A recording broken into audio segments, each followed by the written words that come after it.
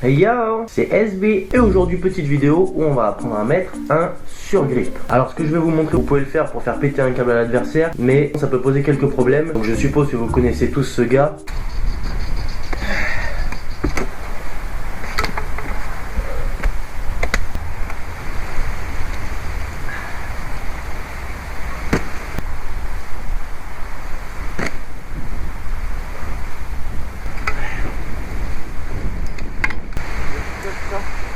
Ouais, ça va. Ouais, bien. Ah, excuse, je vais juste changer mon surgrip.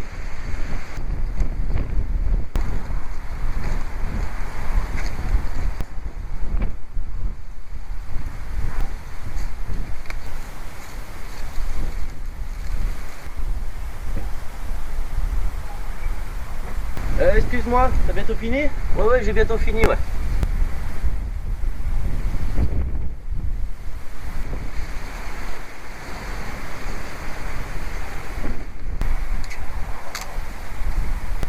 Allez, on y va. Excuse-moi, il y a un petit pli là. Donc du coup, avant de commencer à apprendre à mettre le surgrip, qu'est-ce que c'est le surgrip? On va l'enlever celui-là. Le manche, il a une certaine taille. On en a parlé dans une autre vidéo. En général, vous le retrouvez ici. Moi, c'est un hashtag 2. Du coup, manche 2. Alors, il y a les tailles américaines, mais ça, je connais pas trop. Moi, c'est 4 1/4. Donc, dessous, on a le manche. Et en général, quand vous achetez votre raquette, vous avez un grip. Le grip qui est un peu plus épais et qui colle. Le surgrip se pose seulement. Le surgrip, ça sert, pour moi, que je vais vous dire, c'est peut-être pas les seules manières d'utiliser le surgrip. Pour moi, il sert à deux choses. La première, c'est à protéger ce grip. Lui, étant un petit peu plus épais, il va absorber un peu la transpiration et après il faut le changer, sachant que c'est entre 5 et 7 euros. Si on peut éviter, c'est pas mal. En comparaison, ça c'est à peu près 7 euros les 3, donc c'est un petit peu plus rentable. Et la deuxième raison, ça peut être de grossir le manche, parce qu'on peut pas le rétrécir. Si jamais vous avez pris une raquette ou vous avez gagné une raquette ou on vous a donné une raquette, ou si vous voulez acheter une raquette qui vous convient mais le manche est plus petit, vous pouvez rajouter ça pour grossir le manche. Moi personnellement, ça m'est arrivé d'en mettre 2 voire 3. Alors je sais pas exactement, mais je crois que pour gagner une taille de manche, il faut au moins en mettre 2 ou 3. Mais ce sera jamais exact, parce que si vous tirez beaucoup, il va s'affiner. Si vous le posez juste tranquillement, ça va être un peu plus épais. Après, le problème, c'est qu'on va perdre les arêtes. Et pour les prises, voilà, pour sentir l'écran, ça peut gêner. Mais si ça vous inquiète pas plus que ça, vous pouvez utiliser cette technique, sachant qu'il existe des agrandisseurs de manches pour gagner une taille. Ça, j'en parlerai dans une autre vidéo. Personnellement, moi, j'utilise le Technifibre ATP World Tour Pro Player, comme ceci, 20 euros pour les 12. Voilà, vous pouvez les trouver par 3. Voilà comment il se présente. Pourtant, je suis pro babola. Et franchement, celui-là, je l'adore. Mais pour la démonstration, je vais en utiliser un autre que je me sers pour les entraînements, pour pas gaspiller les miens. Pour 20 euros quand même, hein.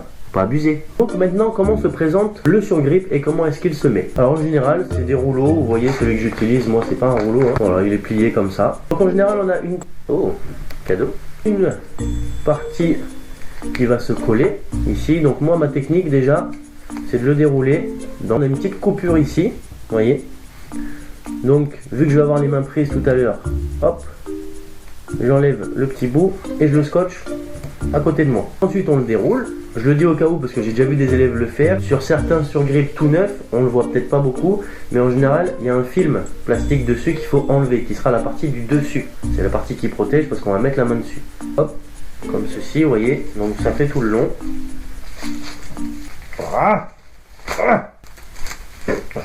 Alors des fois, sur celui-là, je sais qu'il y en a un petit, vous voyez, à la fin. Il y a une sorte de petite rondelle en plastique. Voilà, pensez à l'enlever quand même. Faites attention parce que des fois il reste des petits bouts de plastique là où il y a le flocage de la marque en général. Ensuite, vous allez commencer par le bas du manche et par le bout le plus fin. On a une extrémité qui est fine, comme ça, et une extrémité qui est épaisse. En général, on a un petit bout de scotch pour pouvoir le coller, pour pouvoir commencer tranquillement. Moi, je mets pas la raquette droite, voilà, en général, je la mets sur le côté, tranquille, je la pose sur ma cuisse. Je vais coller bien au bout. Voilà, après ici. Voilà, bien au bout. Il y en a qui disent qu'il faut partir à l'inverse de la rotation du grip. Le grip, vous voyez, il tourne comme ça. Donc en gros, il faudrait que je parte dans l'autre sens. Et j'ai pris l'habitude de le faire de ce côté-là et ça m'a jamais plus gêné que ça. Donc voilà, je sais pas si vous avez déjà entendu ça, mais bon. Et je vais bien m'appliquer à suivre le bord comme ça. Voilà, pour faire un premier tour. Arrivé à un moment, vous voyez ici, donc le grip il s'agrandit et ici on a une petite cassure parce que du coup on va partir bien droit. Et à partir de cette cassure, vous allez commencer à descendre, mais pas avant.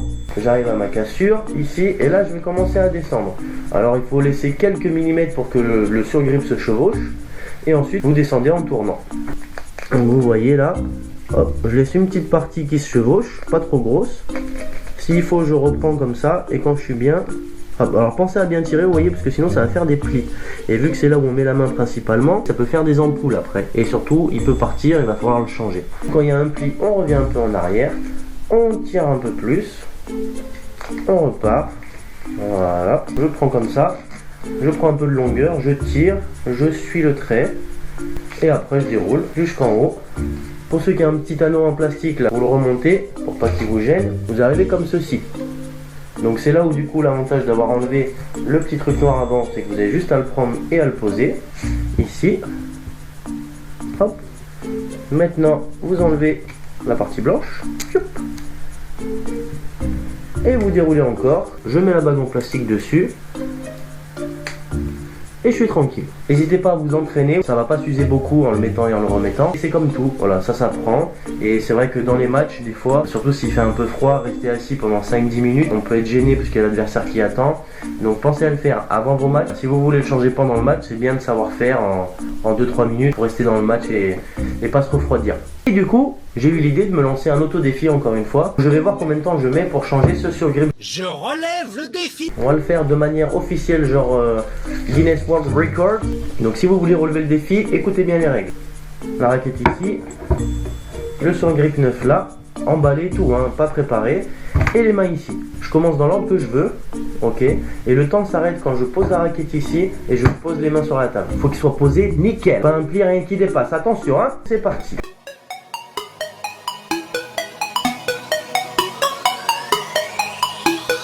Les gars.